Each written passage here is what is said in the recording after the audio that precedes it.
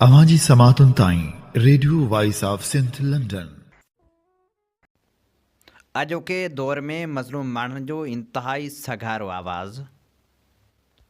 Internet जे आधार दुनिया जी कुंड कुड़च ताईं मज़लूम माण्हुनि जे मसइलनि खे पहुचाईंदड़ दर्दमंद माण्हुनि जो आवाज़ बणियल radio voice of Sindh London, जंहिं तां असीं अवां जी ख़िदमत में पेश कंदा आहियूं गुलाबनि जहिड़ा गीत, मालूमाती प्रोग्राम, उन सां गॾु ॾाहनि जा कोल, तकरीरूं ऐं तहरीरूं। छा अवां Radio voice of Sindh London जे यूट्यूब चैनल खे सब्सक्राइब कयो आहे? जे न त हींअर ई यूट्यूब चैनल खे सब्सक्राइब करियो, लाइक करियो ऐं वधि में वधि असांजे प्रोग्रामनि खे दोस्तनि ताईं पहुचायो।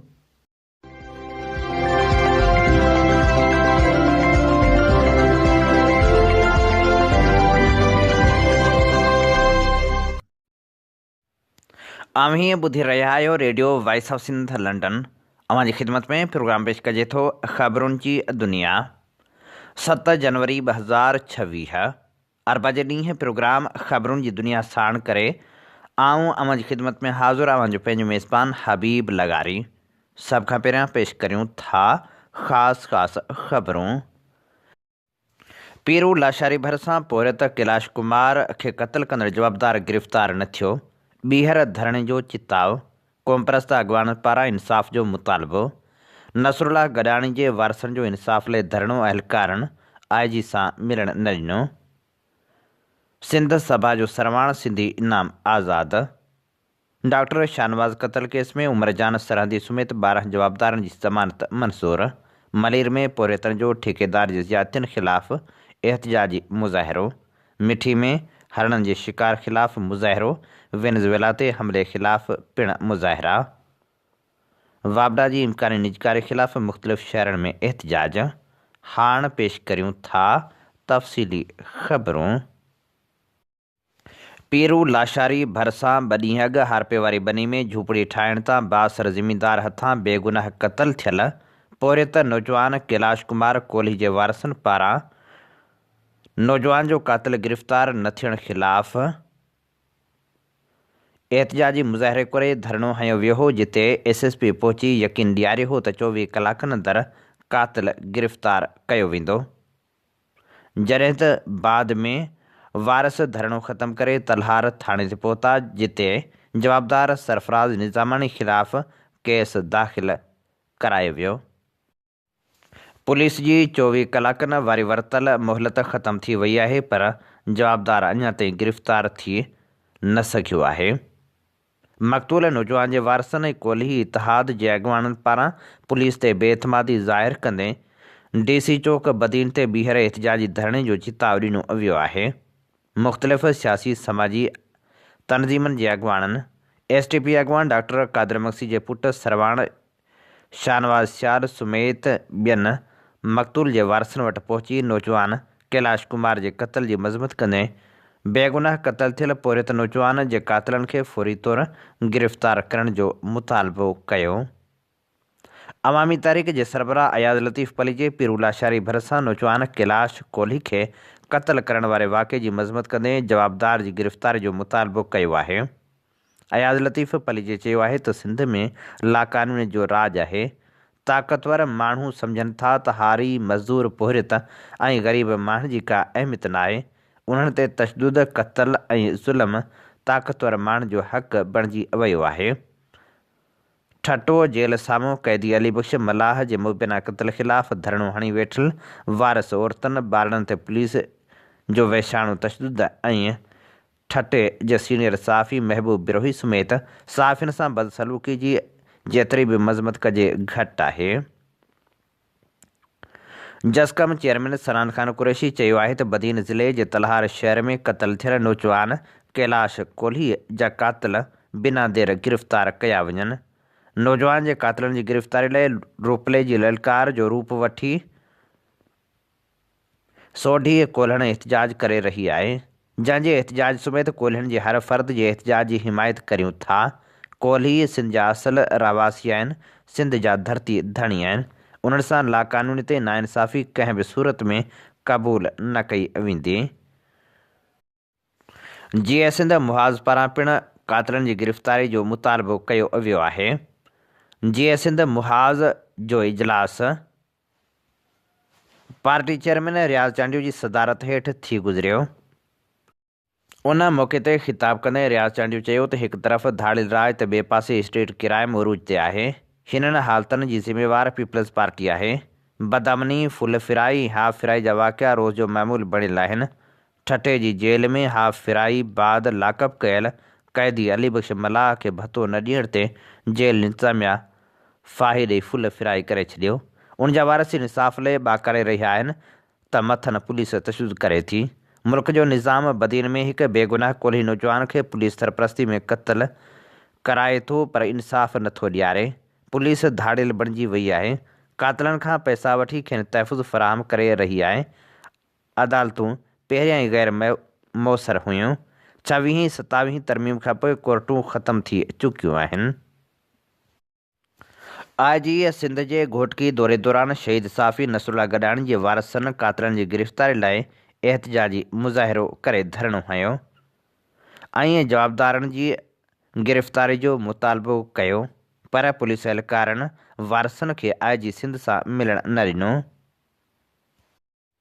शहीद साफ़ी नसरुल्ला गडाणी जे भाउ याक़ूब गडाणी पुटु अरसलान गडाणी जो चवणु आहे त शहीद साफ़ी नसरुल्ला गडाणी जे क़त्ल खे 2 साल गुज़री विया आहिनि पर हिन वक़्त ताईं पुलिस कातिलनि खे गिरफ़्तार नथी करे, जंहिं सबबि क़त्ल में मुलविस PPMN ख़ालिद ख़ान लुंड जा गार्ड असांखे संगीन नतीजा भोगण जूं धमकियूं ॾेई रहिया आहिनि। हाज़िरनि ते वञण वक़्तु रस्ता रोक कई वञे थी ऐं दाबा ॾिना वञनि था। ॿिए पासे SSP घोटकी शहीद भाउ जे क़त्ल में मुबैना तौरु मुलविस ख़ालिद अहमद ख़ान लुंड जे चवण ते पुलिस जी सिक्योरिटी बि वापसि वठी छॾी आहे, जंहिं सबबि जान खे ख़तरो आहे। ॿिए पासे उन मौक़े ते पुलिस एहलकारनि एहतजाज कंदड़नि खे दड़का दाबा ॾेई यरगमाल बणाइण जी कोशिशि कई, जॾहिं त IG सिंध सां पिणु मिलण न ॾिनो वियो। अवामी तहरीक पारां सिंध जी सुरमी 6 लॉन्ग मार्चनि में पहिरें पंधु हलंदड़ मुशरफ जे कहरी दौर में 2 दफ़ा गिरफ़्तार थींदड़ सिंधियाणी तहरीक जी अॻूणी मरकज़ी सदर ऐं अवामी तहरीक जे बानी रसूल बख्श पलीजो जी घरवारी ज़ाहिदा शेख जी 8वीं वरसी कंबर में मल्हाई वई। कंबर में ज़ाहिदा शेख जी आख़िरी आरामगाह ते गुलनि जी चादर चाढ़े खेसि सलामी ॾिनी वई। वरसी जे प्रोग्राम खे एडवोकेट साजिद हुसैन मैसर, उमरा समो, ग़ुलाम मुस्तफ़ा चांडियो, महानूर मलाह, एडवोकेट नजीबुर रहमान मैसर, बख्तावर मलाह, फहमीदा मैसर, इमदाद पठान, हफ़ीज़ा राहुजो, रेशमा राहुजो, बीबी बागड़ी ऐं ॿियनि ख़िताब कयो। अॻवान चयो त ज़ाहिदा शेख पंहिंजी समूरी हयाती पोहरियत दोस्त इनकलाबी फ़िक्र लाइ वक़्फ़ कई। आलमी साम्राज अमरीका दुनिया में रत जी रांदि शुरू करे छॾी आहे। असांजे मुल्क जे हुक्मरान सिंध समेत मज़लूम क़ौमनि जे वसीलनि तेल ऐं मैदनियात खे अमरीकी साम्राज वटि यरगमाल करे छॾियो आहे। ट्रंप जी सिंध जी बि मैदनियात ऐं तेल ते मेरी अख आहे। अमेरिका पारां वेनेज़ुएला ते हमले ऐं सदर निकोलस मादुरो ऐं संस घरवारी जे अगवा ख़िलाफ़ पॉपुलर लेफ्ट अलायंस तरफ़ां मुख़्तलिफ़ शहरनि में एहतजाजी मुज़ाहिरा कया विया। हैदराबाद प्रेस क्लब साम्हूं एहतजाजी मुज़ाहिरो कयो वियो।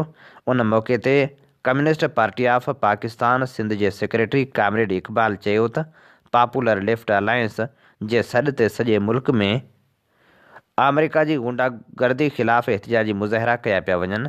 अमेरिका वेनेज़ुएला ते चढ़ाई करे उतां जे सदर ऐं उनजी घरवारी खे अगवा कयो आहे, जेका खुलियल आलमी दहशतगर्दी आहे, जंहिंखे मज़हब दुनिया क़बूल न कंदी। उन मौक़े ते सिंध हारी कमेटीअ जे नाइब सदर ग़ुलाम मुस्तफ़ा राजपर, अंजमन जमहूरियत पसंद ख़वातीन जी अॻुवाण अनिला कादरी, अवामी तहरीक जे सरमद राजपर, जीअ सिंध मुहाज़ जे ख़ालिद जुणेजो ऐं तहरीक इंसाफ़ हैदराबाद जे अॻुवाण मेहराब गुल महमद ख़िताब कंदे चयो त जिते बि तेल, गैस ऐं ज़मीनी कुदरती मैदनियात मौजूदु आहे उते साम्राजी ताक़तूं जंगियूं जारी रखियूं वेठियूं आहिनि। अमेरिका हर हंधि साज़िशूं करे विकाउ फ़ौजी जनरल जी मार्फत रिजीम चेंज कराए थो। जिते लालची गद्दार जनरल नथा मिलनि उते वेनेज़ुएला जीअं पाण सिधी कार्रवाई करे थो।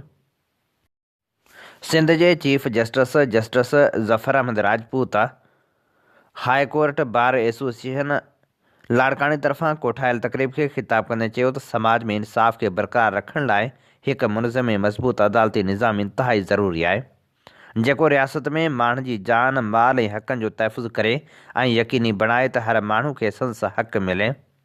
रियासत जी वहदत ऐं सालिमत लाइ इंसाफ़ जो निज़ाम इंतिहाई अहम आहे।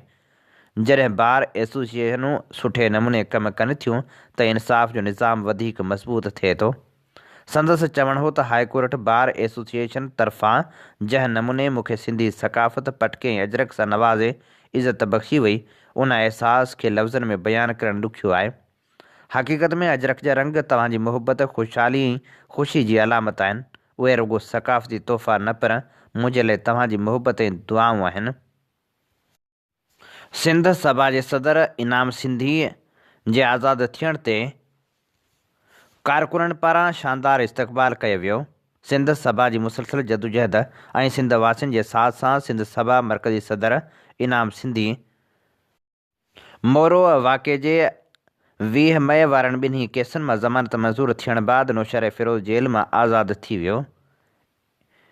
सिंधी इनाम गुज़िरियल 8 महीननि खां नौशर फ़िरोज़ जेल में अकेलो क़ैद कयल हो। रियासती इदारनि जे ज़ोर ते खेसि मुलाक़ात ते बि बंदिश विधी वई हुई। इनाम सिंधी खे 20 मई 2025 ते मोरे केस में सकरनि भरिसां गिरफ़्तार कयो वियो हो, जंहिंखां पोइ संस मथां 4 जुड़तू केस दाख़िल कया विया। सिंध सभा जे साथियुनि कारकुननि तरफ़ां इनाम सिंधी जी आज़ादी ते नौशर फ़िरोज़ जेल ॿाहिरां शानदार इस्तक़बाल कयो वियो। वापडा जे मुलाज़िमनि पारां बिजली कंपनियुनि जी निजकारी ख़िलाफ़ ऐं ॿिनि मुतालबनि जी मञता लाइ एहतिजाजी मुज़ाहिरा कया विया। हैदराबाद में यूनियन जे सदर अब्दुल लतीफ़ निज़ामाणी ऐं सूबाई सेक्रेटरी सिंध इक़बाल अहमद ख़ान जी अॻुवाणी में एहतिजाज कयो वियो, जंहिंजी अॻुवाणी में हज़ारे वापडा मुलाज़िमनि मर्दनि ऐं औरतुनि लेबर हाल खां रैली कढी हैदर चौक ते धरणो हयो। सामारे शहर में पिणु वापडा जी इम्कानी निजकारी ख़िलाफ़ मुलाज़िमनि एहतिजाज करे कमु छॾ हड़ताल कई। जॾहिं त वाइस चेयरमैन सालेह महमूद चांडियो, बाबर समीउल्लाह पल्ली ऐं ॿियनि एहतिजाजी मुज़ाहिरे में शिरकत कई। टंडे आदम, मटियारी, लाड़काणी, राधण समेत सिंध जे मुख़्तलिफ़ शहरनि में मुज़ाहिरा कया विया। टंडो अलहियार, मिरपुर ख़ास, सेवण, टंडे मोहम्मद ख़ान ऐं ठारू शाह में पिणु एहतिजाज कयो वियो। उन मौक़े ते अॻुवाणनि जो चवणु हो त आउट सर्विस मुलाज़िमनि जी भर्ती ऐं ठेकेदारी निज़ाम तहत भर्ती बंदि कई वञे। ॿिया जाइज़ मसइला तुर्त हल कया वञनि। मलीर जी डाक लेबर जे पुरहतनि पारां उजरत न मिलण ऐं ठेकेदारनि जी ज़्यादतियुनि ख़िलाफ़ मलीर प्रेस क्लब अॻियां एहतिजाजी मुज़ाहिरो करे नारेबाज़ी कई वई। एहतिजाजी मुज़ाहिरे जी अॻुवाणी गुलहसन सोलंकी, हाजी बरकत मस्तोई, न्याज़ सोलंकी, आशिक़ खुखर ऐं ॿिया करे रहिया हुआ। उन मौक़े ते अॻुवाणनि चयो त पुरहतनि खे सरकार पारां ऐलानियल उजरत न पई मिले, ठेकेदारनि पारां ज़्यादती कई पई वञे। महांगाई सबबि पुरहत तबिको तमामु घणो परेशान आहे। मथां वरी ठेकेदार उजरत पूरी न ॾेई ज़्यादती करे रहिया आहिनि। डाक लेबर यूनियन जे अॻुवाणनि डाक लेबर यूनियन जे सदर खे हटाइण जो पिणु मुतालबो कयो। नंगर पार्कर भरिसां मुबैना तौरु नायाब नसल जे 5 हरणनि जो नामालूम शिकारियुनि पारां ग़ैर क़ानूनी शिकार कयो वियो, जंहिं ख़िलाफ़ मिठीअ में ॻोठाणनि एहतिजाजी मुज़ाहिरो करे धरणो हयो, जंहिंजी अॻुवाणी रणजीत, पूनम सिंह, इंदर सिंह, सेंवर ख़ासखेली, मघन कोली, शनकर ऐं ॿिया करे रहिया हुआ। उन मौक़े ते हुननि मुतालबो कयो त शिकारियुनि खे सख़्त खां सख़्त सज़ा ॾिनी वञे। लाड़काणे शहर में वधंदड़ बदअमनी ज़िले इंतिज़ामिया ऐं पुलिस जी कारकर्दगी ते वॾो सवाल उथारे छॾियो आहे। हिकु ॾींहुं शहर जे मुख़्तलिफ़ इलाइक़नि में फ़ुरून धाड़ा ऐं फायरिंग जा वाक़िआ पेश आया। केतिरनि ई हंधनि ते शहरियुनि पारां कानून हथ में वठंदे फ़ौरन खे पकिड़े पुलिस हवाले कयो, पर अफ़सोसनाक तौर ते पुलिस वटि पकिड़े पेश कयल जवाबदार गुम थी वियो आहे। सखर में लोड शेडिंग ख़िलाफ़ शहरियुनि पारां ॻिची में तओ टंगे एहतिजाज कयो वियो। उन मौक़े ते अॻुवाणी कंदड़ उबैदुल्लाह भुट्टो, इब्ने आज़ाद, हबीबुल्लाह अंसारी, मौलाना अब्दुर्रहीम, हमादुल्लाह ऐं ॿियनि चयो त सियारो ईंदे ई गैस वारनि जी मनमानी शुरू थी वेंदी आहे। हथरादू लोड शेडिंग, प्रेशर में घटिताई आणे गैर क़ानूनी कनेक्शन ॾिना वेंदा आहिनि, जंहिंजे करे गैस सार्फ़ीन परेशानियुनि खे मुंहुं ॾींदा आहिनि। ठटे शहर में दरगाह सूफ़ी फ़क़ीर अब्दुल्ला मसण ऐं दरगाह सूफ़ी फ़क़ीर अहमद अली मसण जे गादी नशीननि जखरो मसण ऐं अली दोस्त मसण जे होटल ऐं सीमेंट जे गोदाम ऐं दुकाननि खे इंतिज़ामिया ऐं पुलिस जे 6 मोबाइलनि में सवार वॾनि अटालनि गैर क़ानूनी कब्ज़ो करार ॾेई डाहे पट करे छॾियो। प्लाट ते वापडा इंतिज़ामिया ऐं मसण बिरादरी जो अदालत में केस हलंदड़ आहे। दरगाह गादी नशीननि अली दोस्त मसण ऐं जखरो मसण जो चवणु आहे त सिंध हाई कोर्ट जे स्टे आर्डर जे बावजूदि इंतिज़ामिया ऐं पुलिस सियासी इंतकामी कार्रवाई कंदे होटल ऐं सीमेंट जे गोदाम ऐं दुकाननि खे डाहे किरोड़े रुपयनि जो नुक़सानु कयो आहे, जंहिंजे ख़िलाफ़ु सिंध हाई कोर्ट में पटिशन दाख़िल कंदासीं। समूरा केस अदालत में हलंदड़ आहिनि। अदालतूं फ़ैसिलो कंदियूं, पर इंतिज़ामिया ऐं पुलिस सियासी अॻुवान जे चवण ते अहिड़ी कार्रवाई कई आहे। मटियारी ॿेले जे इख़्तियारनि क़ानून जूं धॼियूं उॾाए छॾियूं। ॿेले खाते जी ख़ामोशी बि सुवालिया निशान बणियल। मटियारी फॉरेस्ट हिन वक़्तु लैंड माफ़िया ऐं प्राइवेट ठेकेदारनि जे रहम करम ते छॾियल।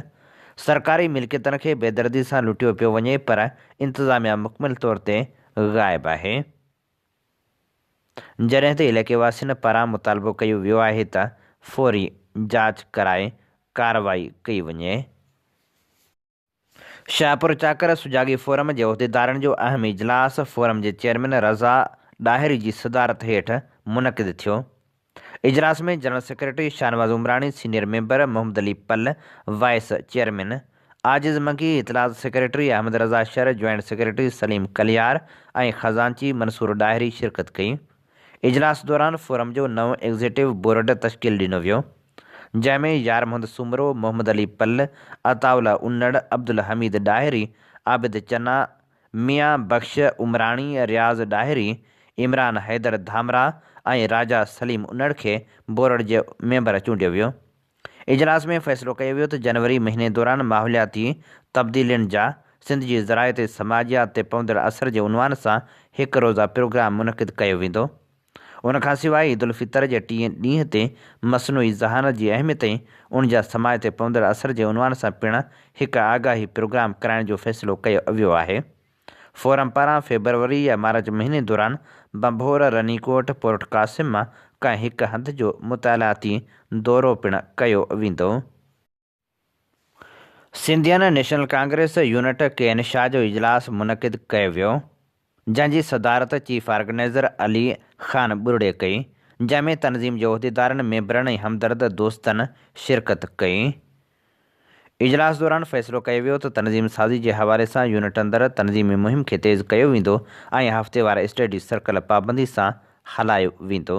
17 जनवरी ते रहबर सिंध साईं GM सैद जी सालगिरह जे मौक़े ते सिंधियन नेशनल कांग्रेस यूनिट KN शाह जे तरफ़ां सन लाइ गाॾी कढी वेंदी ऐं काफ़िले जी सूरत में सन पहुची रहबर सिंध साईं GM सैद सां वफ़ा जो वचन वरजाइबो, जिते मर्कज़ तरफ़ां सन में थींदड़ सियासी जलसे में भरपूर शिरकत कई वेंदी।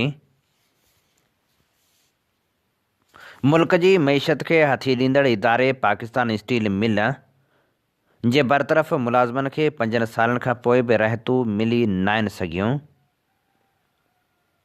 इदारे जे मुलाज़िमनि खे मरहलेवार बग़ैर कंहिं माली पैकेज ऐं रहतनि ॾियण खां सवाइ जबरी तौरु बरतरफ़ कयो वियो, जिन जो तइदादु 11,000 थी चुको, जिन पंहिंजी बहाली लाइ सूबाई खाते, लेबर कोर्ट ऐं वफ़ाक़ी खाते NIRC में हज़ारें केस दाख़िल कराया। 5 साल गुज़रण बावजूदि पोहरतनि खे हक़ ॾियारींदड़ इदारा का बि इंसाफ़ जी वाज़े जजमेंट न ॾेई सघिया।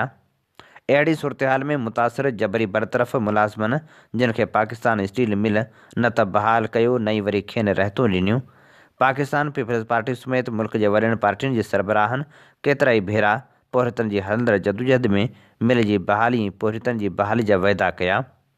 बिलावल भुट्टो ज़रदारी समेत ॿियनि पार्टियुनि जा अॻुवान बि शामिल आहिनि। पाकिस्तान स्टील मिल जी मौजूदा हालत तमामु ॻणती जोगी आहे। हिन इदारे मां लखें रुपयनि जूं चोरियूं रोज़ जो मामूल बणिजी चुकियूं आहिनि। मिल मुकमल तौर ते तबाह हाल ऐं स्टोरनि में पियल क़ीमती स्पेयर पार्ट ऐं धातु हिकु रिथाबंदी वसीले ग़ाइबु कराए खानापुरी लाइ 2 दर्जननि खां वधीक चोरी जूं FIRूं दाख़िल करायूं वियूं आहिनि। अॼु ॾींहं ताईं चोरी में घुरिबल जवाबदारनि खे सज़ा न अची सघी आहे। पोरित अॻवान धणी बख़्श समूह अकबर नारेजो, शौकत कुराई ऐं ॿियनि ॿुधायो त मुल्क जे क़ीमती असासे ऐं शहीद ज़ुल्फ़कार अली भुट्टो जी निशानी खे हथ वठी लोह माफ़ियाउनि तबाह कयो आहे। जबरी बरतरफ़ थियल हज़ारे मुलाज़िमनि जी बहाली लाइ कयल वाइदा बि वफ़ा थी न आहिनि सघिया। इदारो मुअनि जे दड़े जो ॾेख ॾेई रहियो आहे। मौजूदा वफ़ाक़ी सरकार पोरितनि इदारे जे हक़नि ते धाड़ो हयो आहे। माज़ी में वफ़ाक़ सिंध हुकूमत खे स्टील मिल हवाले करण जा ऐलान कया जेके फ़क़्ति काग़ज़नि ताईं महदूद रहिया। कराची जी क़दीम सिंधी वसंदी लासी ॻोठ में बलदियाती नुमाइंदनि जी अदम तवजह सबबि अवामी मसइला इंतिहाई संगीन सूरत इख़्तियार करे चुका आहिनि। इलाइक़े जे मरकज़ी रोड ते डिघे अरसे खां बीठल पाणी न रुॻो रोड खे नुक़सानु पहुचाए रहियो आहे, पर इलाइक़े वासियुनि, राहगीरनि ऐं वापारियुनि लाइ पिणु शदीद परेशानी जो सबबु बणियलु आहे। इलाइक़े वसीले मरकज़ी रोड ते पाणी जी बर वक़्तु निकाल न थियण सबबि रोड तबाह थी वियो आहे, जंहिं करे आमदरफ़्त सख़्तु मुतासिर थी रही आहे। इलाइक़े वासियुनि पारां मुतालबो कयो वियो आहे त फौरी तौर ते रोड तामीर करायो वञे त जीअं इलाइक़े वासियुनि खे सहूलियतूं मुयसरु थी सघनि। घोटकी में म्यूनिसिपल जे बरतरफ़ मुलाज़िमनि पारां मीर मोहम्मद सुमरो, बरकत कोरी, हिदायत अबड़ो, लुत्फ़ लांघा, मुनीर कलवड़, इमदाद कोलाची, गुलहसन शेख, बशीर कलवड़ ऐं ॿियनि जी अॻवानी में एहतजाज जारी रखियो। उन मौक़े ते अॻवाननि चयो त जेसिताईं जबरी बंदि कयल पघारूं जारी न कयूं वेंदियूं तेसिताईं एहतजाजी कैंप मरण घड़ी ताईं जारी रहंदी। सिंध जो वॾो वज़ीर मुराद अली शाह ऐं ॿिया नोटिस वठनि। उन्हनि खे पीपल्स पार्टी में रहण जो को बि हक़ न आहे जेके रोटी, कपिड़ा और मकान वारे नारे ते अमल नथा कराए सघनि। सेवण वासी पोरियत महबूब अली सोलंगी पंहिंजे मासूम बचड़नि, घरवारी ऐं पिरसन पीउ समेत तहफ़ुज़ ऐं इंसाफ़ लाइ एहतजाज कयो। उन मौक़े ते हुन चयो त 2 साल अॻु मच्छी जे वापारी अता मोहम्मद मलाह खां वापार लाइ 90,000 रुपया उधारा वरिता हुआ जेके अञा ताईं वापसि न आहिनि कया विया। जॾहिं त मूं रक़म जी वापसी जी घुर कई त अता मोहम्मद मलाह मुंहिंजे घर अची मूंखे ऐं मुंहिंजे ख़ानदान खे संगीन नतीजनि जूं धमकियूं ॾियणु शुरू कयूं। इन हवाले सां मूं अता मोहम्मद मलाह जे अहलकार भाउ ऐं ॿियनि माण्हुनि खे पिणु दाह ॾिनी, पर कंहिं बि शिकायत न ॿुधी। मां हिकु ग़रीब माण्हू आहियां, उन करे आऊं पुलिस अहलकार जे भाउ खां पाण खे ख़ानदान समेत ग़ैर महफ़ूज़ महसूसु करियां थो। मामले जो फौरी नोटिस वठी मुकमिल तहफ़ुज़ फ़राहम कयो वञे। राज़ी देरो भरिसां न्यू मैनर शाख जी खाटी न कराइण ऐं पाणी खोट ख़िलाफ़ ज़ुल्फ़कार शाह नक़वी, फ़तह मुहम्मद मलाह, पहलवान सियाल, बख़्श अली सियाल ऐं ज़ुल्फ़कार अली सियाल जी अॻवानी में आबादगारनि एहतजाजी मुज़ाहिरो कयो। आबादगारनि साफ़िन अॻियां दाहींदे चयो त न्यू मैनर जी सालनि खां खाटी न थियण सबबि पाणी जी खोट खे मुंॾे रहिया आहियूं। पंहिंजा ज़ाती पाणी वारा बोर इस्तेमालु करे रहिया आहियूं। डीज़ल महांगे हुजण करे घुरिबल पाणी फसलनि खे नथा ॾेई सघूं, जंहिं करे असांजा फसल सही नमूने सां उपत नथा ॾियनि। ॿिए तरफ़ फैज़ नहर वाह ते पुराणियूं पुलियूं ढही वञण सबबि पाणी जे वहिकिरे जे हैडप न हुजण करे पाणी हेठाहीं ते निकाल थियो वञे, जंहिं करे फैज़ नहर मां निकितल शाखनि खे डिज़ाइन ऐं माप वारो पाणी नथो मिले। असां आबादगार chief engineer irrigation Sukkur AC irrigation ऐं ॿियनि खे अपील कंदे घुर था करियूं त फैज़ नहर वाह ते ठहियल पुलियुनि जे क़ानूनी तौर ते डिज़ाइन करे पाणी जी खोट सबबि मुतासिर थींदड़ राज़ी देरो न्यू मैनर शाख समेत ॿिनि शाखनि खे हिसे मूजिबि पाणी ॾिनो वञे। सकरन जे ॻोठ मोहम्मद ईसा भट्टीअ जे रहवासियुनि नवाबशाह प्रेस क्लब अॻियां एहतजाजी मुज़ाहिरो कयो। एहतजाज कंदड़ इमदाद हुसैन भट्टी, जमील अहमद भट्टी, फ़तह अली भट्टी ऐं ॿियनि चयो त असां 2023 में हुकूमत खे ॻोठ में डिस्पेंसरी क़ाइमु करण लाइ 1 एकड़ ज़मीन ॾिनी हुई, जंहिंजे बदिले में हुकूमत तरफ़ां ॻोठ जे नौजवाननि खे नौकरियूं ॾियण जो ऐलान कयो वियो हो।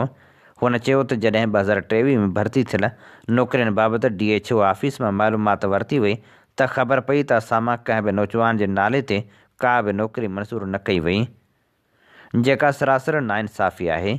मुज़ाहिरीन सिहत वारे सूबाई वज़ीर अज़रा फज़ुल पेचू ऐं हाजी अली हसन ज़रदारी खां मुतालबो कयो त मामले जी शफ़ाफ़ इंक्वायरी कराई वञे ऐं असां सां थियल नाइंसाफ़ी जो अज़ालो करे असांखे इंसाफ़ फ़राहम कयो वञे। ठटे में फ़ौती क़ैदी जे वारसनि जो डिस्ट्रिक्ट जेल मकली ॿाहिरां धरणो चकरियूं। कुझु ॾींहं अॻु जेल में फ़ौत थी वियल अली बख़्श मलाह जे वारसनि औरतुनि ऐं ॿारनि समेत डिस्ट्रिक्ट जेल ठठो साम्हूं ग़ुलामुल्लाह साकरो मेन रोड ते धरणो हणी नारेबाज़ी कई। पुलिस धरणो ख़तमु कराइण लाइ मुज़ाहिरीन ते लठबाज़ी ऐं तशदुद बि कयो, पर चकरण बावजूदि मुज़ाहिरीन वेठा रहिया। मामले जी शफ़ाफ़ जांच करे केस दाख़िल करण जो मुतालबो कंदा रहिया। अॻूणे ज़िले नाज़िम शफ़क़त शाह शिराज़ी वारसनि खे इंसाफ़ ॾियारण जी ख़ातिरी कराए 2.5 कलाकनि खां पोइ धरणो ख़तमु कराए छॾियो। सखर में पहिरीं खां चोथें ग्रेड ताईं जूं नौकरियूं न मिलण ख़िलाफ़ नौजवाननि सिविल इस्पताल जे MS ऑफिस आॾो धरणो हयो। मुज़ाहिरीन जो चवणु हो त सिविल इस्पताल जे MS कमेटी जोड़े 160 ॼणनि खे तलब कयो। ज़िले जे मुख़्तलिफ़ इलाइक़नि मां MS ऑफिस पहुतासीं त चयो वियो DC असांखे मना कई आहे। मुज़ाहिरीन चयो त तलबी में कमेटी वारो कैंसल थियल आर्डर बि इंतिज़ामिया ॾियण लाइ तयारु न आहे। MS तोड़े AMS असांखे मुतमिन करण बदिरां ऑफिस मां निकिरी हलिया विया। हैदराबाद में सॻे सोट सां मुबैना मङणे टुटण ते शागिर्दियाणी जी ज़िंदगी बर्बाद थी वई। भाउ ते मुबैना कातिलाणो हमिलो करण समेत पीउ ऐं भाउ ते संसी सोट जो क़त्ल केस दाख़िल करे जेल मोकिलियो वियो। शागिर्दियाणी इंसाफ़ लाइ हैदराबाद प्रेस क्लब पहुची वई। हैदराबाद प्रेस क्लब में अंग्रेज़ी शोबे जी शागिर्दियाणी नौशर फ़िरोज़ ज़िले जे इलाइक़े भिरिया जे ॻोठ दरियाखान जलबाणी जी रहवासण गनवा जलबाणी प्रेस कॉन्फ्रेंस कंदे इल्ज़ाम हयो त संस चाचे नूरमहमद जलबाणी ऐं सोट ज़ुल्फ़कार जलबाणी घर भातियुनि ते कूड़ा केस दाख़िल करे ज़िंदगी ज़हर करे छॾी आहे। नौशरो फ़िरोज़ पुलिस पिणु साणनि साथारी बणियल आहे। हुन चयो त सोट ज़ुल्फ़कार जलबाणी सां मङणी थियल हुई। संस ख़राबु किरदारु करे उहा मङणी मुंहुं टोड़े छॾी, जंहिं तां चाचो ऐं सोट जानी दुश्मन बणिजी विया आहिनि। हुन इल्ज़ाम हयो त संदसि हिकु सोट ग़ुलाम मुर्तज़ा जलबाणी जेको साल अॻु नशे जे करे फ़ौत थियो, जंहिंजो क़त्ल ॼाणाए मुंहिंजे भाउ एडवोकेट ग़ुलाम मुस्तफ़ा जलबाणी ख़िलाफ़ु क़त्ल जो केस दाख़िल कयो वियो। जॾहिं त लाश जो पोस्टमार्टम न करायो वियो नई वरी CCTV फुटेज ॾिना विया। हुन चयो त सिंध यूनिवर्सिटी में क्रिमिनोलॉजी जे प्रोफेसर पीउ डॉक्टर दीन मोहम्मद जलबाणी भाउ ते कूड़ा केस दाख़िल कया विया। ताज़ो भाउ ग़ुलाम मुस्तफ़ा जलबाणी ते कार सवारनि चाचे नूर मोहम्मद जलबाणी ज़ुल्फ़कार जलबाणी परवेज़ जलबाणी हिकु नामालूम जवाबदार हमिलो करे खेसि मरणी करे छॾियो आहे, जेको सिविल इस्पताल में दाख़िल आहे। हमले जो जामशोरे थाणे ते केस दाख़िल करायो आहे। हुन चीफ जस्टिस खां अपील कई त ॼाणायल मामले जो नोटिस वरितो वञे, GIT क़ाइमु करे इंसाफ़ लाइ क़दम खंया वञनि ऐं असांखे तहफ़ुज़ फ़राहम कयो वञे। सिंध सागर पार्टी ज़िले जामशोरे जी गरजाणी साईं GM सैयद जी सालगिरह भरपूर नमूने सां मल्हाइण जो ऐलान। सिंध सागर पार्टी ज़िले जामशोरे जी तनज़ीमी गरजाणी पार्टी जे डिप्टी सेक्रेटरी सारंग महर जी सदारत हेठि जामशोरे में थी गुज़री। गरजाणी में ज़िले जामशोरे जी तनज़ीमी कारकर्दगी जो जाइज़ो वरितो वियो। पार्टी खे ज़िले जामशोरे में वधीक मुतहद, मुनज़म, मुतहरिक, मरबूत ऐं मज़बूत करण लाइ सिंध दोस्तनि सां इनफ़रादी तौरु मुलाक़ातूं करण जो फ़ैसिलो कयो वियो ऐं फ़ैसिलो कयो वियो त ज़िले में घटि 2 माहिवार क़ौमी कचहरियूं कयूं वेंदियूं। सिंध सागर पार्टी पारां जामशोरे में साईं GM सैयद जी सालगिरह मल्हाइण जो पिणु ऐलान कयो वियो। उबैदुल्ला सिंधी स्टडी सर्कल सिलसिलेवार 15वार हर ॿिएं अरबा ते जारी रहंदो। ज़िले में क़ौमी कचहरियूं कयूं वेंदियूं। तनज़ीम साज़ी जी मुहिम पिणु जारी रहंदी। गरजाणी में सिंध सागर पार्टी जो डिप्टी सेक्रेटरी सारंग महर, मरकज़ी ऑडिटर नदीम कल्हड़ो, ज़िले अॻवान करीम बख़्श सहारण, तौहीद वको, तौफ़ीक़ मगसी, मोज़म अब्बासी ऐं अब्दुल्ला कल्हड़ो शरीक थिया। हीअ असीं अवां जी ख़िदमत में पेश करे रहिया हुआसीं ख़बरूं। इन ते प्रोग्राम ख़बरुनि जी दुनिया जो वक़्तु पुॼाणी ते पहुचे थो। पंहिंजे मेज़बान हबीब लगारी खे ॾींदा इजाज़त। जॾहिं पेर तेॾहिं ख़ैरु। अवां जी समातुनि ताईं Radio voice of Sindh London.